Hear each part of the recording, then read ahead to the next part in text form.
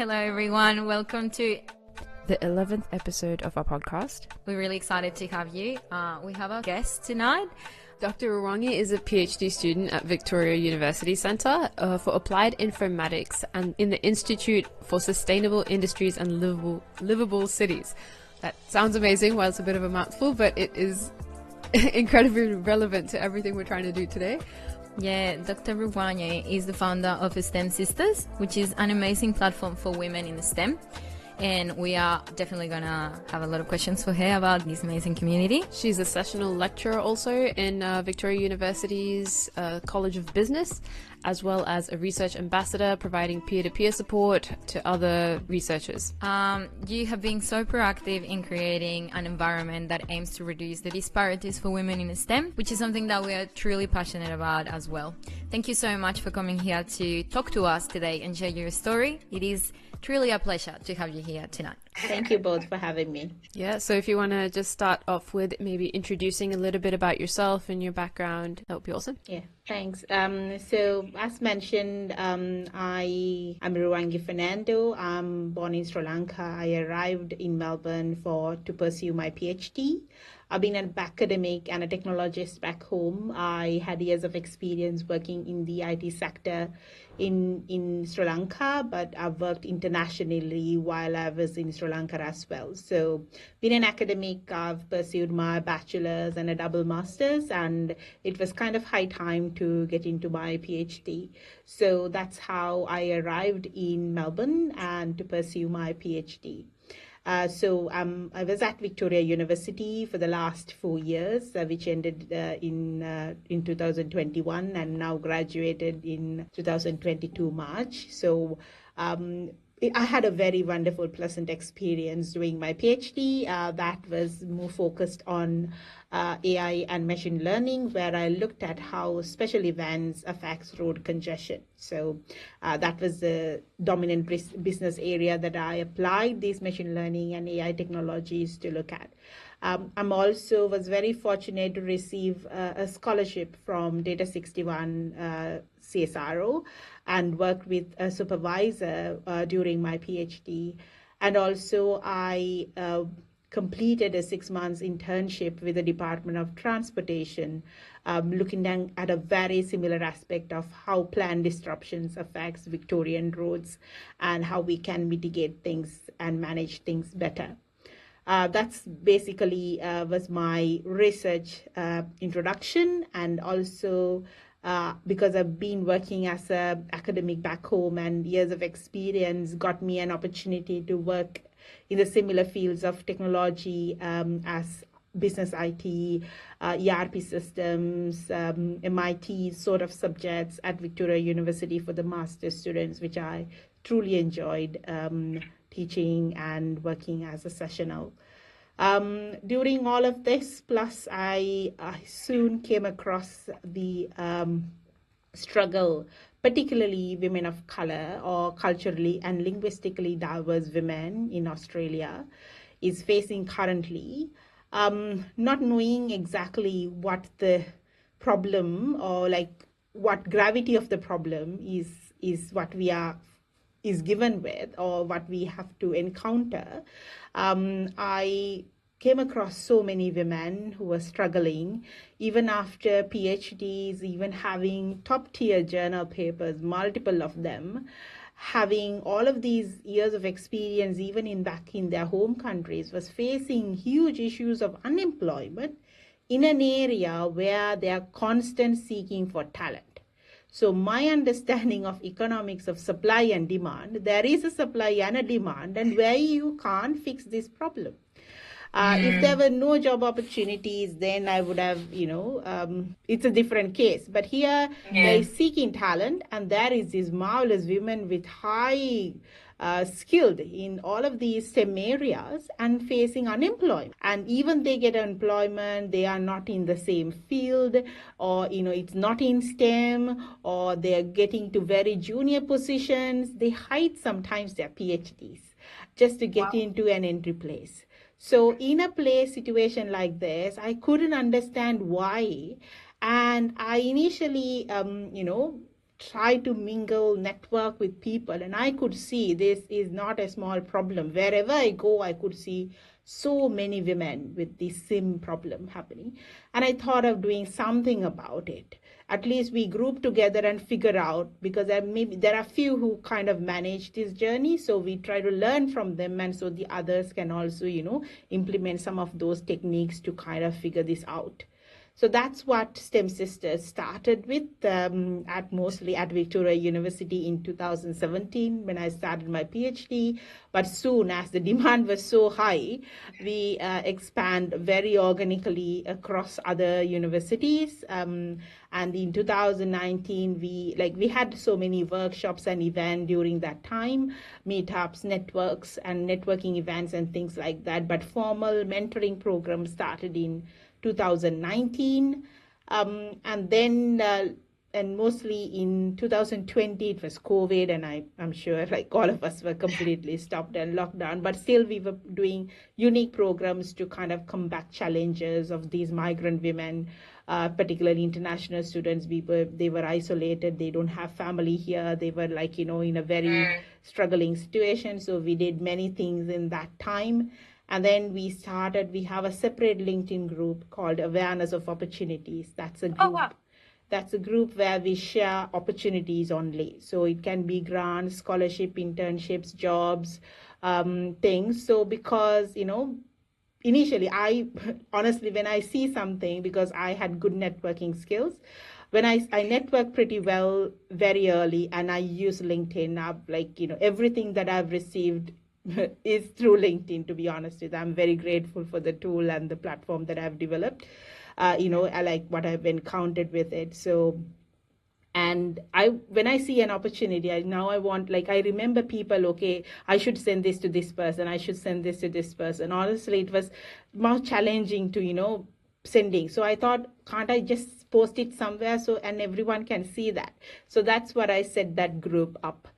So it's an awareness of opportunities where we share. So when I post it there, and there are other contributors, and we welcome everyone to contribute in the group, so that we can share opportunity, because a lot of us doesn't know there are awards, there are grants, there are, because it's a new country, we don't have a network. And when you don't have a network, and Australia, there is so much of, it's like the secret talk that how recruitment happens. It's not through networks. It's not through formal advertising. So if you're not in the network, simply you're out of, so you don't have no opportunity at all. So try to bridge that gap. Now we have, I think, 900 plus members there. So that's only women. Only women and women of color and women of color allies. So we just use that platform. So that was started in 2020. And then I wanted to do more, but as I mentioned earlier, it was really struggling to, do a PhD and do teaching and doing this. Yeah. And this is completely voluntary. So I thought to myself, when I submit my thesis in early 2021, I'll give STEM Sisters 1 solid year of my time, and try to raise funding and add more, add more programs, because I had that plan in my head, but didn't have the, capacity to kind of implement them. So since I've submitted my thesis, now it's almost 1 year, to end of this June will be almost 1 year. I've spent completely only on STEM Sisters, taking a pause in everything else that I did, just so that I am assured that I can take this forward. And then we can raise some capital so that we'll sustain on its own and manage things better. So in 2021, we start up the ambassador program, and also we have a digital magazine called Magnify. And also we ran a new initiative called Dress to Impress. And also we worked on some outreach program called STEM Careers for kids through comic book series. So these are some of the things that we did during 2021. So yeah, that was a long summary, but I think I covered all. You went through so many good things. Yeah, COVID kept you super busy.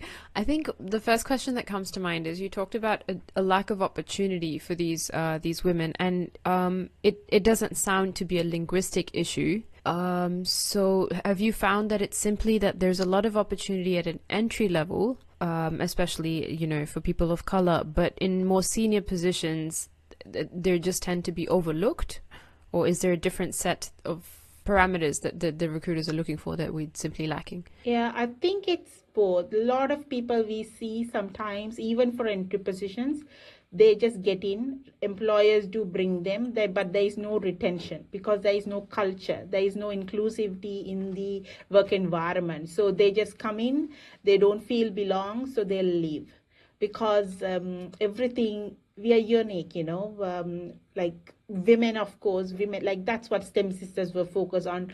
Like we were not giving them many STEM skills because they have all of those technical skills more than enough, right? Most of them are graduated or done a degree in Australia itself, so they are well equipped with their understanding. But we felt like they had lack of confidence in certain aspects, or issues as such, which is needed. But in terms of your point, I think it's like a leaky pipeline. That's what we say. I think this is across platforms, even for general women, not just women of color. There is less positions filled up at the top or middle tier. This is due to many reasons. Sometimes it's due to women going through their journeys of personal life, taking breaks for family, for children, and unable to come back. And because they are not being welcomed back, they always, recruiters or employers, see for gaps. So facilities need to be looked into what really struggling these women are, like women of color and general women, and recruiters, including employers, needs to work better model to figure out what's needed and how they need to do it. But opportunities are there. It's just that simply they're not open for women. And very high positions, I think they're already occupied by men. So in order to occupy by a woman, someone needs to step down. So that needs to happen as well. So in very high positions, I'm talking about the boardrooms, right? In those positions, if there are 8 board members, 10 board members, if they're already filled by male, where is the place for women? So that means there are certain positions need to step down, or then they need to come up with a strategy to kind of include women and women of color and everyone, including, so I always say, I speak about women of color, but my gut, or what I aim for, is equity for all.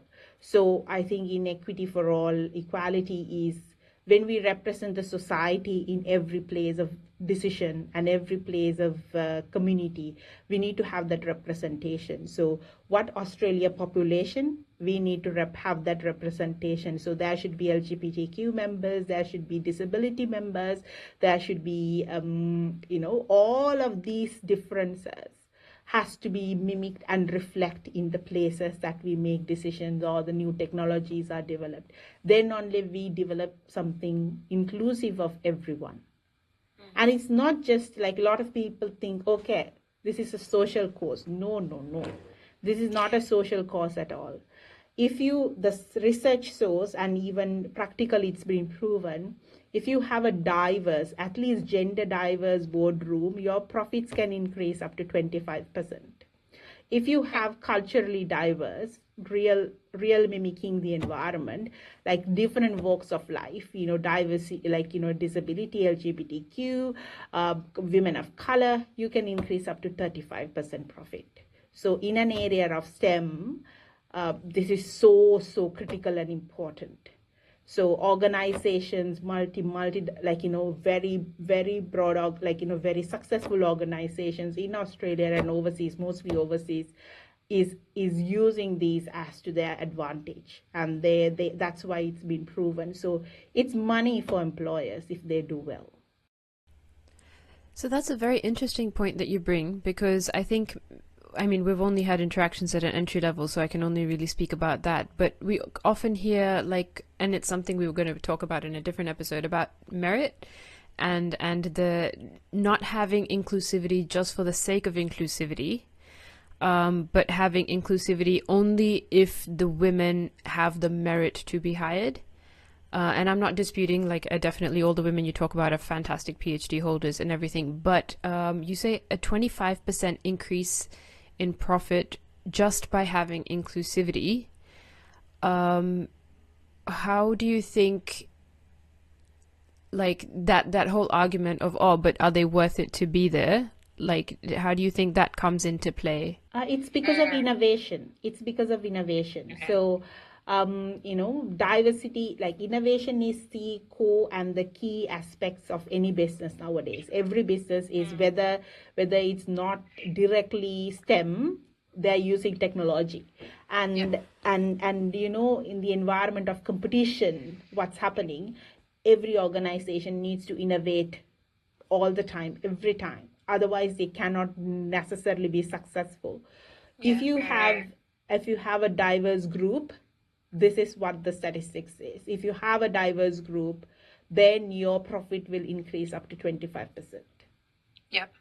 So if you have a real diverse group of, inclusive of everyone, women of color, not just like, because mostly it's gender, 50% male, 50% female. Literally, so at least if you get that, you can get it up to 25% profit, because you'll be having, like, when you do innovation, it's about how people think about it, their intelligence, their walks of life, how they think. There are so many examples in STEM. I'm sure if you dig down, there's a very famous one. When the first seat belt was innovated, it was not for women. Still isn't really, I don't think. We haven't made much progress. Yeah, so you can read, there are so many examples like this. That is because it was never thought. Even now, if you talk about, if you Google search a scientist, what you can see is male, because it's been written by men, the code and everything. That's why it is like that. So AI, especially in AI, we stress this upon, because AI is what now drives this. Like, there are so many automated decision making processes, so we will completely go in a different direction if we don't really get this sorted now. Yeah, because I was reading that the biases that we already have in society or go into the people coding the AI are simply propagated more by the AI. Yeah, so is that something that, like, we just need to simply raise more awareness for? Or literally be like, we need to stop developing more until we have more people representing all walks of life.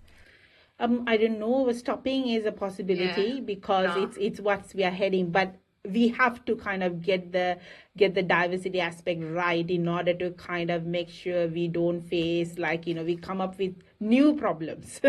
At least, because now we are like, there is nothing wrong. We are just using machines to benefit ourselves, like, and if we are not coded that properly, it's not the machine's fault. It's our fault of not giving that proper information in. So that's a very serious upcoming issue, which we need to. So that is like, raising awareness and talking about it, making sure women are included in it. Women and intersectionality of women has to be, or non-binary people, everyone inclusive in that equation is very, very essential. I guess for the listeners who don't really know or understand how this problem could arise in AI, and given that, your whole PhD is in AI systems, how would you sort of explain what the risk is if we don't have diversity in the development of AI? Yeah, it's simply as we said, like, because AI, machine learning, it's a form of a decision making process for us, right? So that day-to-day normal operation can be done without through really getting involved a human's effort or human's input, because we have feed in data, they learn through data, and then they produce an outcome based on the learnings, right? So it only learns from the data. So if the data is not reflective of or if the data is not inclusive of, then the decision is completely biased. So that's what's essential for us to make. So then it's like, of course, we teach the computers showing many apples to figure out an apple. And if you are showing apples, only green apples, it will never catch up a red apple. Yep. That's a good example.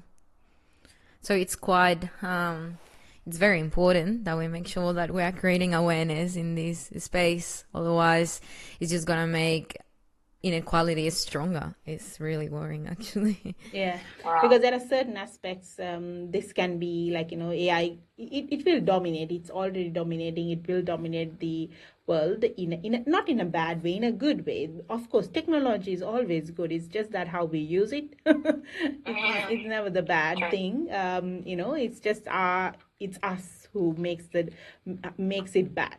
So we need to kind of get it right. So if the training models are done in a way that real inclusive data is used, and also thinking patterns and inclusive of people is a different level. Like where the profit comes in is not just because of the data aspect. It's an innovative process. What I would think and what you would think and what a general man would think. There are certain aspects to that. That's a different aspect. That is where the money will come in. But in terms of inclusive things in the space itself is another problem. So these are two different problems needs to be addressed. One, we can easily market employers saying that it's a profit benefit for you. So therefore, that's why you need to make attention. But the AI biasness is, of course, something that we need to tackle more in a social and a like kind of right to do thing. Yes. Yeah. Wow. This all sounds really fascinating, but I'm really curious to know, just going back to basics and going back to you, Jenny, just really interested to know what attracted you to information technology, and did you have any influence when growing up? Because what we have discussed in this podcast before is that sometimes the lack of women in the industry or in STEM fields is because of that lack of representation. So for us, it would be really important to know what influenced you to join this field. Yeah. For me, I think, I always had a curious mind from the childhood. I always remember that about me. But I had my father being an engineer. He was a very curious man. And he was not like a textbook engineer. He was a very practical one. Our house was full of gadgets everywhere, It was like so many rooms. He had everything and he does everything and anything, So he's a very fascinated person. But at that time, it was really annoying. To be honest with, too, it was my mother and two girls, so we can't keep a house clean. There is so much of stuff everywhere, and he needs help. He wanted us to get involved, so we feel we don't like it. But I think that is kind of come down. So he had that curiosity, and he's such a person, just because IT is not something. I didn't necessarily want to become an engineer. I don't think I had that inspiration about. I wasn't sure what I need to do, honestly. But I honestly, if I was born in a different country, if I had the complete luxury of selecting what I wished to do, I think I would have taken like a career like fashion designer. I don't know. That's something that I had, not that I'm fashionable, but I really enjoyed, I don't know, pattern designing and things like that. That was so inspirational for me when I was young. But we didn't have, Sri Lanka we didn't have, I think now there is, but at that time there were no options. So then my father, when I was doing my A-levels, not everyone had computers at that time, but he, because of his fascination of things, like new things, he explored. He brought one and we started, using. So that, in a way, kind of pushed me to computer science. Not like knowing, I think, I don't know if you have listened to Steve Jobs saying that when you look back the dots get connected, right? Yeah, You cannot actually. see the connectioning looking forward, but looking back you can see. I think it's just I'm a believer of God, and I to have science or STEM or engineering. I believe in God. It can be, it can be different people having their different beliefs. But for me, I think it was a path that he pushed, or I've been chosen for, or whatever it is. And I think those were my dots to kind of get connected in a way. So that was that time. So I pursued, and I enjoyed, of course, I enjoyed being in computer science, but I really wanted to get into that very technical industry because I did a very technical degree as my bachelor's. It was a very difficult one. It was very reputed back home in Sri Lanka to be very difficult, but that particular degree. But my father was not someone who enjoys that sort of work life for a girl. Not that he is very typical, but some time back, women. So not that he forced me of anything, but I felt like he didn't enjoy me doing that. So I had to choose like an academic career, but still I enjoyed that as well. So I love teaching. I love being with others. I love to share my knowledge. That's always something I did, even if it's not STEM. I used to teach at our Sunday school, like religion and things like that. So therefore, it was inbuilt in me, and I really enjoyed doing that. So I was actually started being a tutor and stuff like that when I was just after finishing my first year being an undergrad. And then I worked in multiple institutions, and later it was less teaching but more like managerial and more high positioning since I finished my bachelor's. But I've been completely in academia until I came to Australia. Worked with industry in ways of projects, but mainly worked in academia. But yeah, I think my father, in a way, but not that I've read books or found inspiration. I don't know, maybe none of that happened to me. Yeah. But I think that I Okay. had that, you know, I didn't enjoy his creativity or like enthusiasm at that time.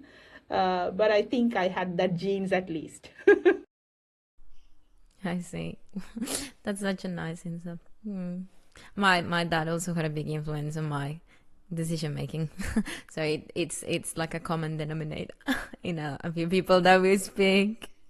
What was the other technical role? Sorry, if I can just ask, like the technical role that your dad was not really comfortable with you doing. What was that? Like just working as a... Yeah, it was like just after finishing my degree, it was like IT company.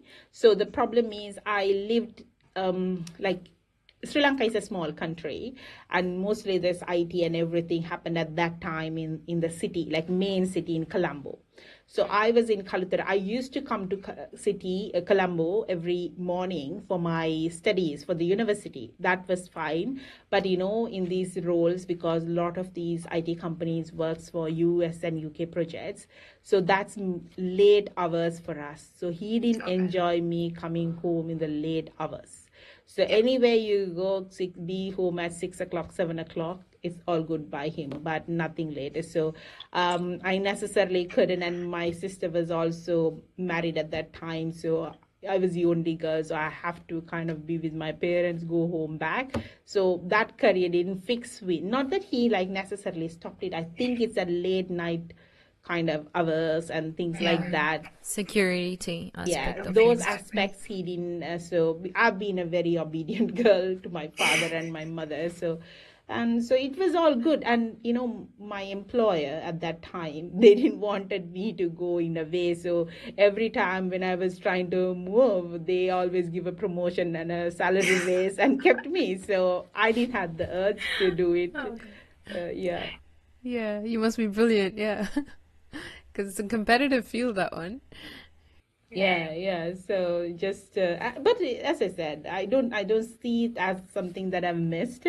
I taught like programming languages and things like that as part of teaching, but I'm sure it would have been more enthusiastic if I was in real environment of in the industry. But still, I enjoyed being part of, students' life, because it's a way of, I enjoy giving back in that way, and a lot of students being learned, and I pushed a lot of girls during my time. I was going to say you can influence them to drop the bias. Yeah, you influence the next generation, literally. Yeah, it was not STEM sisters back then, but I think I had this, in me, that I did everything in order to kind of support that, even at that time. Yeah. Good representation, see?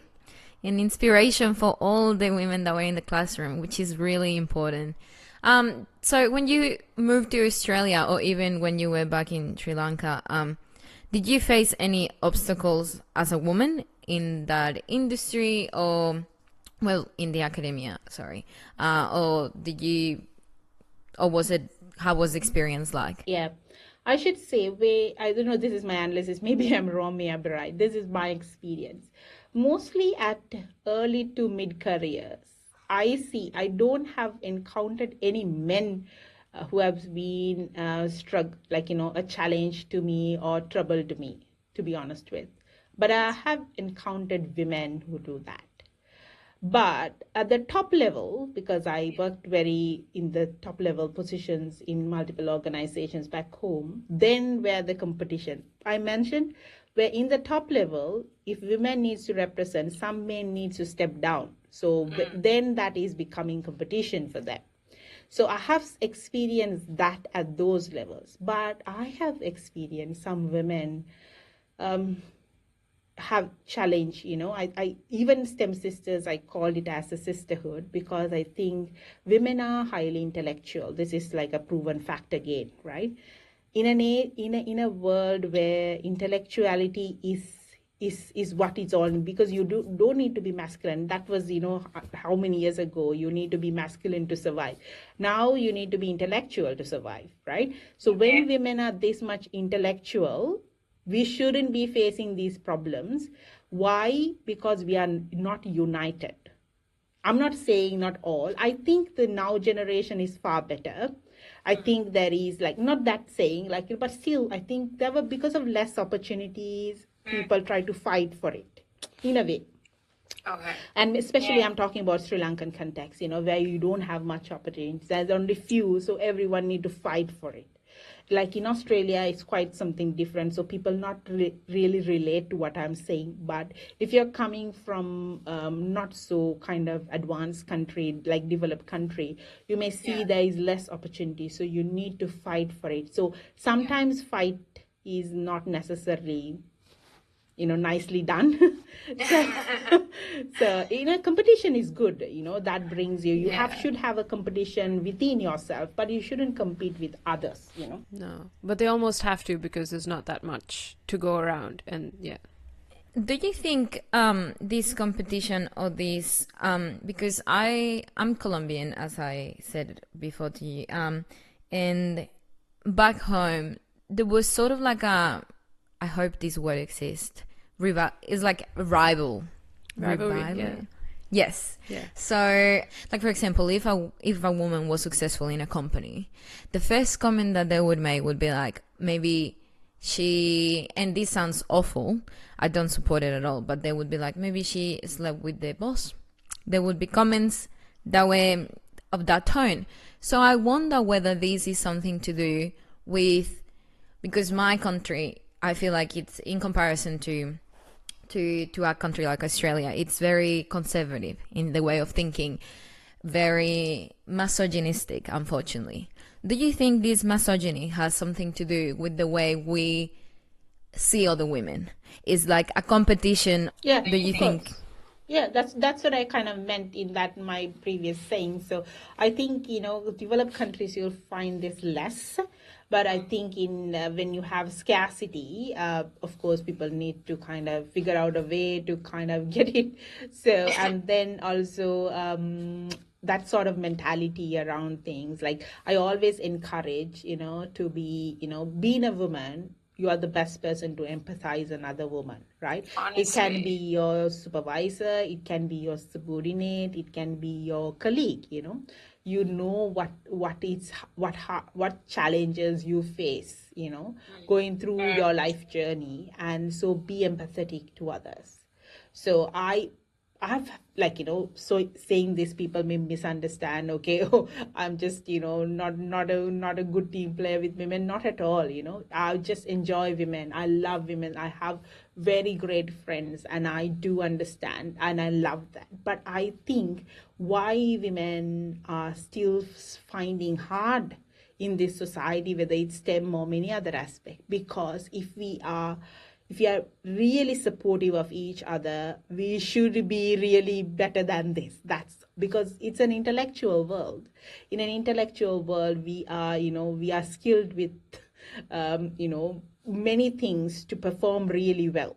So if we can support each other, right, and then help each other's journeys and support them in that, like, you being a supervisor, supporting your immediate boss, or your colleague or your subordinate, whoever, understanding the struggles that you as a woman go through. I think we should be able to do much more. That's my general understanding about it, but I have seen less of that in Australia. But yeah, but and also at the same time, I think my time and this time is we have improved, because there are a lot of these type of discussions in social media. There are a lot of knowledge out there that people now understand. Competition should be always within yourself, right? You should be aim to do better than what you did yesterday, right? That's all we should be aiming for, right?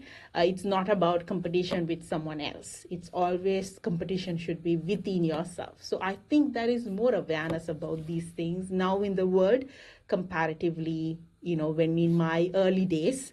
But as I mentioned, when I kind of hitting that top level, then that was, I could see, like, comments like, I remember when I was just married, like, my immediate boss, he was a CEO, used to ask, are you kind of look, like, if I take a break, he's just trying to see whether I'm pregnant or not. So likewise, those kind of things. Or he bluntly said to me one day, like, Ruwangi, if you're making any plans, better let us know. As safe.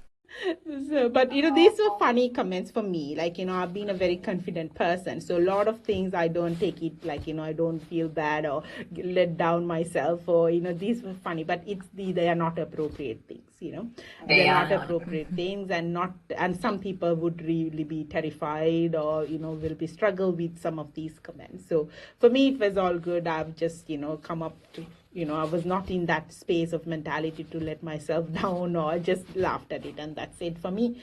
But so, and then many other stuff where men I have come across who can feel you are a challenge when you come to that, like, top, when you're like, when your next move is like a very top position. Yes. Yeah, competition. Wow. Thank you for sharing that story. It got me thinking about how we also have improved in this society in, like, objectifying women. Like, I feel like back on the day there was more of that. I mean, there is still, but I feel like people are more aware now, because even if you see, like, magazines and stuff like that, the covers of the magazines, the tabloids, everything was about women's bodies. It was about just, it was awful for us. I definitely think that I'm glad that now at least there's more awareness in those in that aspect. And I like that you talked about like, you had that confidence that it wouldn't really let you down, and you talked about, like, a problem in the networking that the women, like, you've worked with in STEM Sisters, is working on that confidence. So we like to usually think about what can we do to improve, like, the situation, rather than, what can organizations do, because organizations don't give a shit. But how... Unfortunately, they don't. Yeah, I mean, unless, like, the profit margin and everything, like, is blatantly obvious, capitalism doesn't super care. So what, like, how have you found, like, the confidence... How do you work on, like, getting the confidence of the women up? What makes it different for you? I guess, how have you managed to keep that high, and how is it different for the people around you? Yeah, For me, I think, I don't know, knowingly or unknowingly, from a very small age, I try to say myself that I am confident in a way. Like, Nice, I had nice. I have had a sister, and Yeah. then she used to. I remember she used to get scared to go to the washroom in the night without my mother. It was in the house, but still, she wanted my Yeah. mother next to when she My sister has that too. was very small, next to the door standing. And I just wanted to be like, little better than that, kind of. So, like, maybe that, whatever it is, I just always pushed myself. And I thought, like, I didn't play my life according to anyone. Like, there are a lot of odd boxes in my life. Many things that I did which are not necessarily what a lot of women do. Like, some women, okay, when you hit this age, you need to get married. When you hit this age, you have to be having a child. When you, like, some of these things were not necessarily a challenge for me. I didn't think of myself in such a way. I think it kind of brought me from my very childhood to do that. But as I said, I say always for the women, just to enjoy being who you are. It's not that you have to go in front of a mirror and say, oh, I love you, I admire myself. Not to say like that. Like, if that makes you better, if that's the way you kind of get it, do it. But I think honestly and truly, be who you are, and be happy for yourself. Don't compare yourself with anyone. Their journey is completely different, your journey is completely different. Try to be better rather than who were you. You'll do mistakes, understand them, learn from it, don't repeat them, and just carry on. It's such a short journey in this world that we have, right? There is so much of uncertainty in life, right? So when you think about that, you never know what the next minute can bring you. And you are given a gift, right, of life, to enjoy and also to make a contribution, right, to do something. So that brings you joy as well, right? So as it, like, certain decisions, being back home in Sri Lanka, some decisions are not definitely my best, like, the choices that I exactly wanted to make, because there are certain decisions you have to take on board, in terms of based on the environment. But now in my current situation, I try to choose exactly what I felt I should do, rather than taking decisions based on finances or anything for that matter, right? Because I feel like, a lot of these things will come for you if you are passionate of what you wanted to do, right? So, when you put that, I think, because we are kind of, maybe this is nothing to do with STEM, but this is what my belief is about. We are, kind of scheduled to do a certain thing in this world. So sooner you figure out that, and then you adjust with it, and you enjoy what you do, because you are given that kind of skill set for that. You are given that sort of, situation for that. So you understand that and play around. You just be happy, and that brings you confidence. It's not the confidence is never about what someone sees in their eyes. It's about what you feel. And some people are, you can practice confidence, it's a skill, and those kind of things also I've heard. But I think it's as when you start really be happy with who you are, the way you look, the way you sound, the mistakes that you make, maybe your, culture, your country, your parents, or everything. If you just make a, reconciliation of all of that, you'll be just confidence, because, you have accepted yourself. Well, I've never seen it like that. And yes, I've read quotes everywhere that say that accepting yourself is the base for confidence. But I feel like you have articulated and explained it really, really well. Do you feel like that foundation comes from your spiritual side? Like, because a lot of that is, I guess, similar to what I've learned as well. Yeah. Yes and no. I'm not like the, I think I've not gone to Sunday Mass for. No, but growing up, did that have an influence? Yes. Right. Like, my family, my church, and everyone instilled me what's right and wrong. And especially my mother always used to tell me, think about when you do something, how will you feel if that happens to you? So from that, That's really nice. Taught you empathy from such a young age. so if you grow empathy, you figure out, okay, I don't like hearing this. I don't like someone saying this to me. I don't want someone to do this to me. And you just avoid doing that. I'm saying that I've done so many mistakes in my life, still would do. But But you have the awareness. yes, awareness, and I would say sorry if I'm genuinely knowing my mistake. I don't mind, practicing those. If I've done a mistake, even to anyone, I'll be completely silent and let them shout at me as what does they need, because I admit that I have done a mistake. Yeah.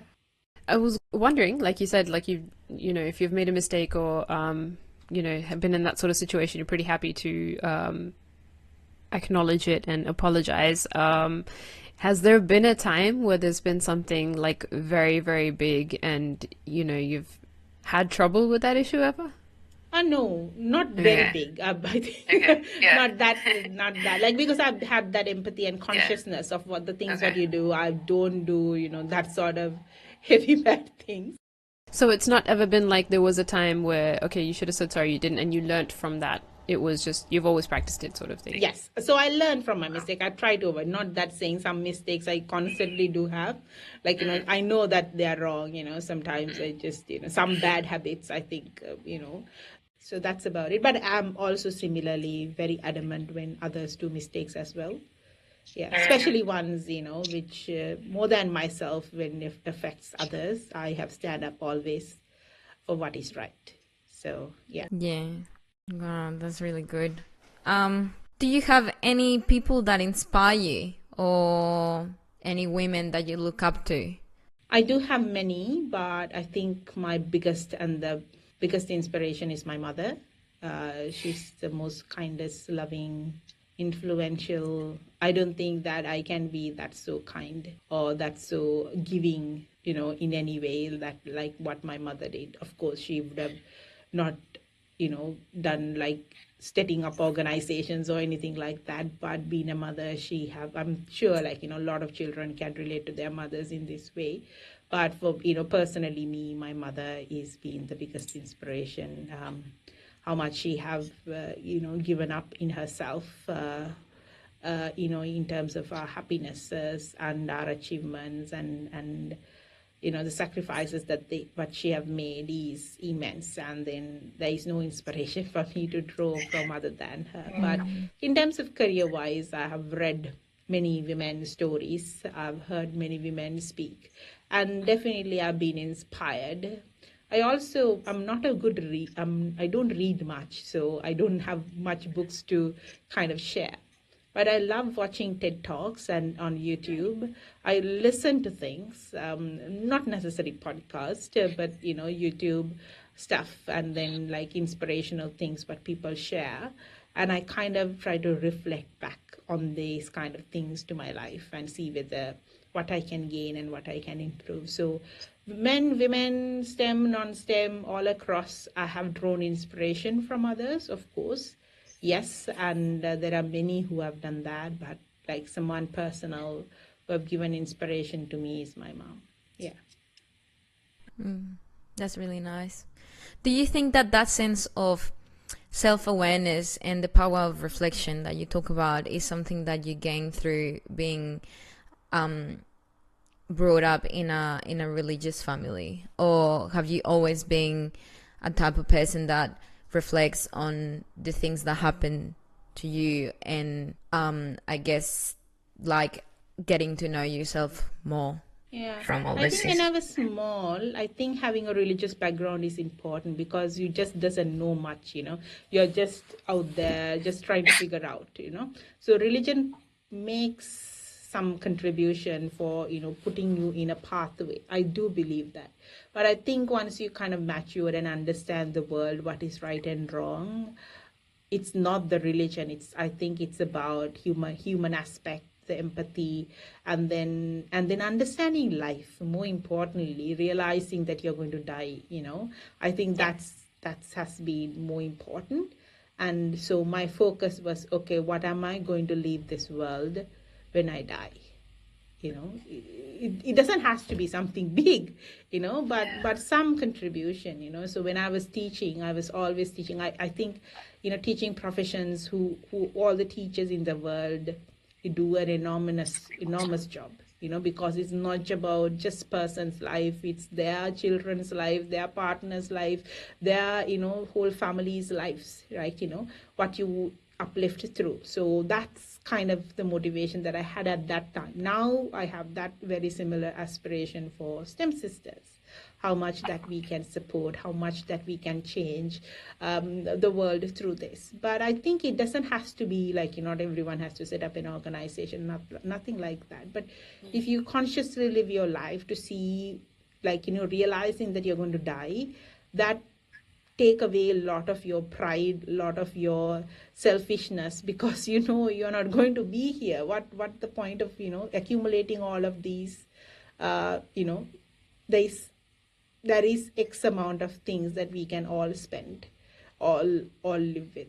But but if you can make change, even one person's life, I think it's lasting. Yeah. And you're helping change so many women's lives, so that's amazing. But what I was really curious about with STEM Sisters is you mentioned, like, you make decisions like consciously what you want, but with the direction of an organization like that, and you've like done a whole bunch of new initiatives in 2021 with that, how you're talking about, the comic books and everything. Do you draw advice from like a mentor about it, or some, like, do you look at like successful businesses and how they've managed things, or are you just playing it by the ear? Like, of course, there have been many supporters and advisors, but particularly per initiative per se, I've just really worked with the community, try to understand that. Now, Dress to Impress, if I give you an example, Dress to Impress, I've never been conscious of my confidence of how I wear. Not for me at all. But I've seen that in a lot of other women. So it's not just about me. It's not, I cannot take myself as the role model for, or like representing all women of color. So for me, my accent is not an issue, right? I don't need to extravagant saying, okay, it's my superpower or not. Of course, it's kind of in a way, I'm unique, so therefore it can be my superpower. But I didn't had issues in any of them, I never had that problem, how do I look? It never affected my confidence. But for a lot of women, it is. So that's why Dress to Impress came about. So when I work with a lot of other members in the community, I see their struggle. Then I see, okay, how do I can help this particular aspect of women of color? So a lot of women change their names, try to change their identity, look someone like different. All of these are happening. And I don't want you to do for them to do that, because after some time, it's so tiring. Acting is so tiring. You have to be who you are. Then only you can be really happy about yourself. You can act X amount of, it just goes out, you need. It's not your authentic self. Yeah. Not at all. So that's why Dress to Impress came. And then I couple up that with few other things, because we have to be sustainable.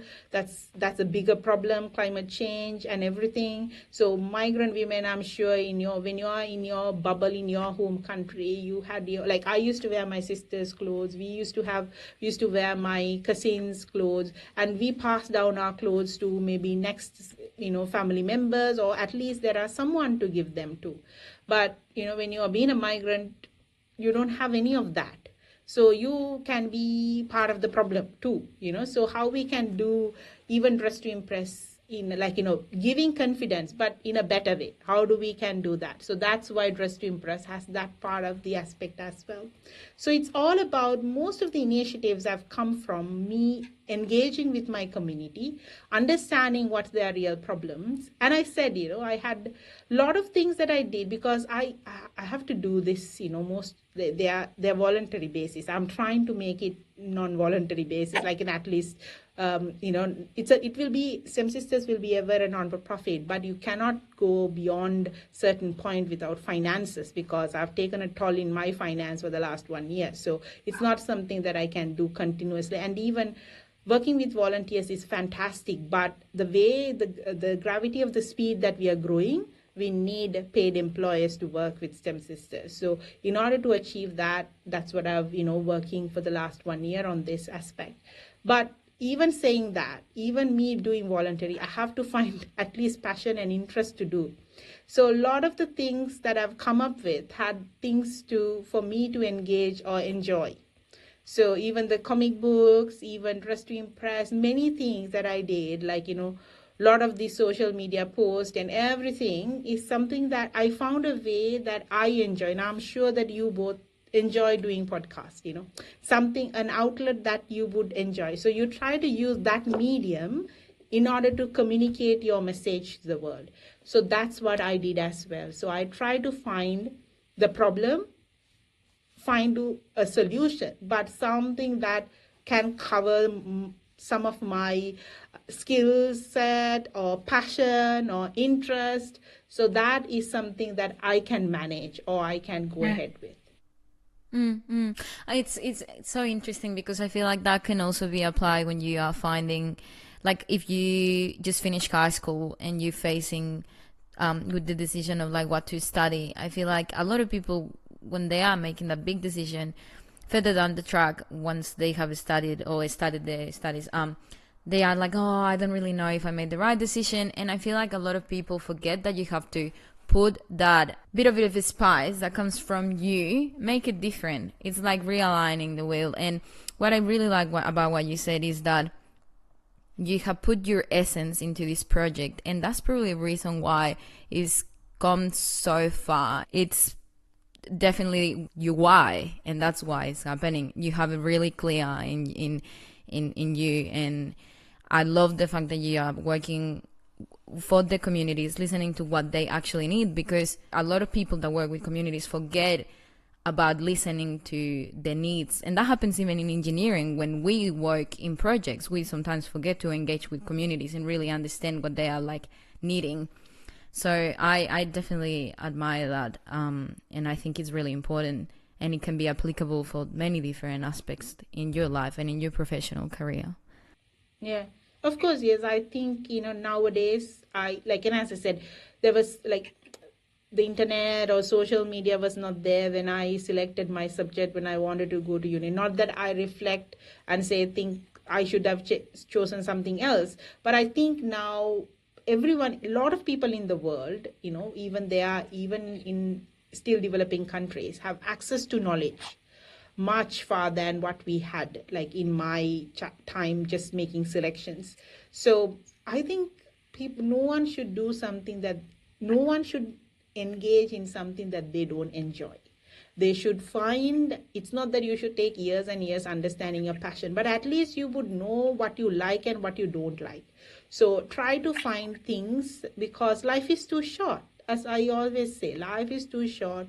You need to be happy every day. So if you wanted to work on something, something that is so tiring, I hate this, that's not the work that you should engage in. I think now the world is much broader and open. Even artistic things you can pursue and have a great career, because what you are passionate and what you are really skilled, there is no one like you else there. So you can find your niche, the purpose that you are for, and you'll be extremely successful. Yeah. Wow. That's really beautiful to hear. It's very inspiring. We should probably start to wrap up, even though we have heaps of questions, but we are mindful of your time as well. So we usually do a few just lighter questions, just to get to know you a little bit in a different aspect of things.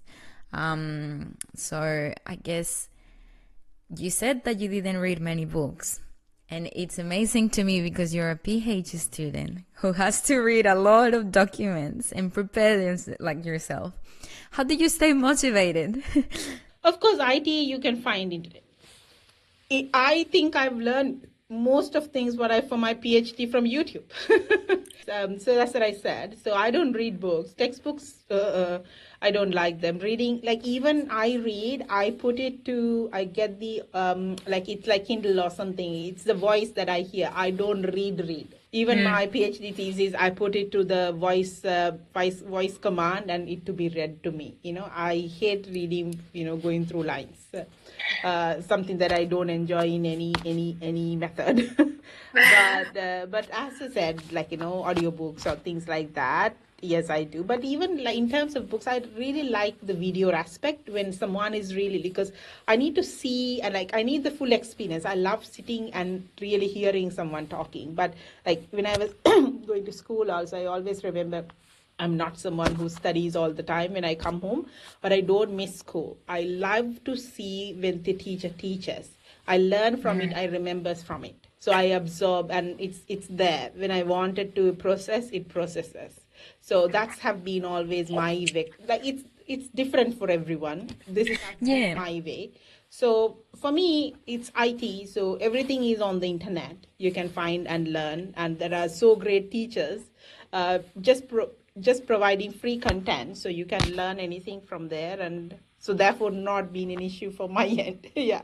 Wow, it's actually really interesting because you really know the you learning style. It's you just know that you embrace it, because a lot of people, like especially now, we see a lot of people that love reading and a lot of successful people that read a lot, and sometimes you just, because another people are doing it, then you do it, but you're like, no, I actually like watching videos, and I love the fact that throughout your PhD, that's the way you learn. And for our listeners, for those that don't enjoy reading, it's truly valuable because you're a very intelligent person, so they shouldn't feel discouraged if they don't like reading.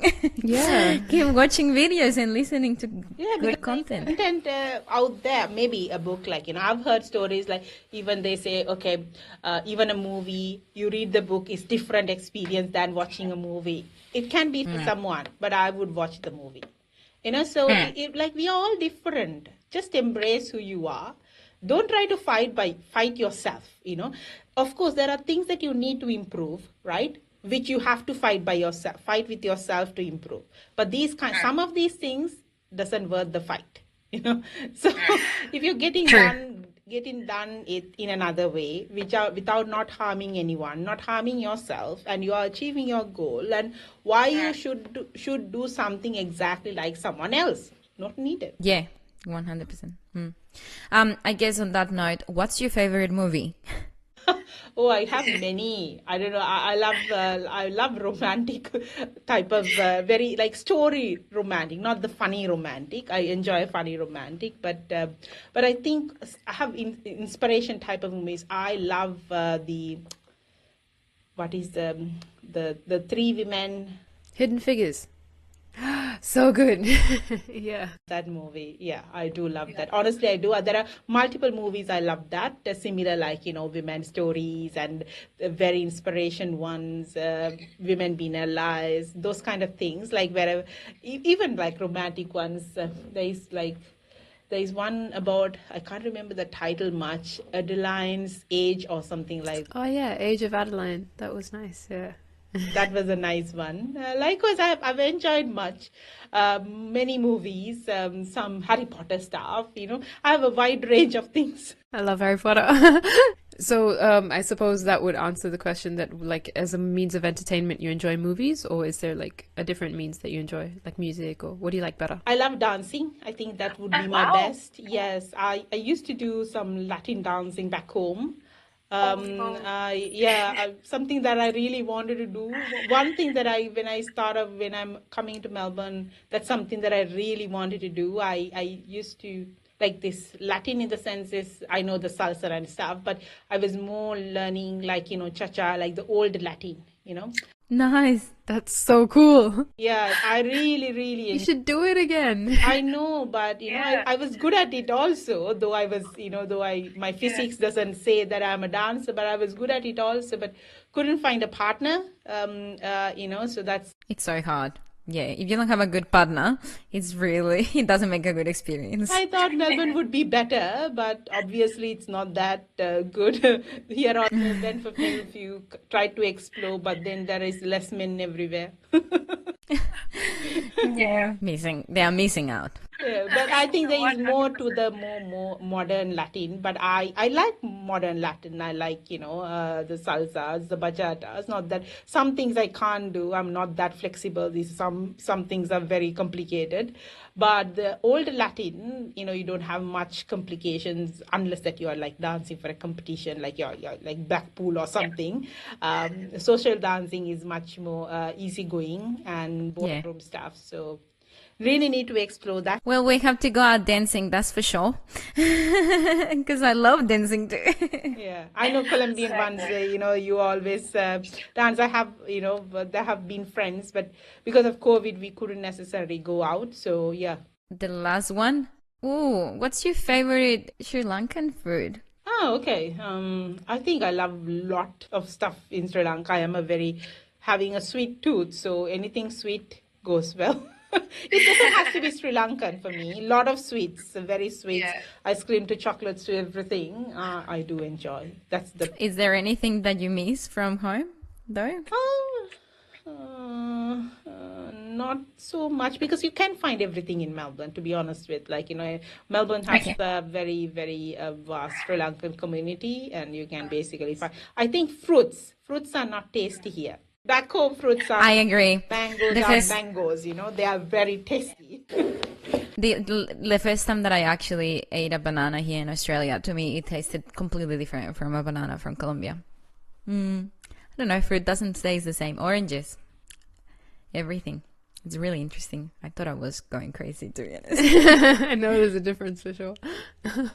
I think to end off, is there any advice that you'd have for like our younger listeners or anyone out there that you wish you had heard earlier?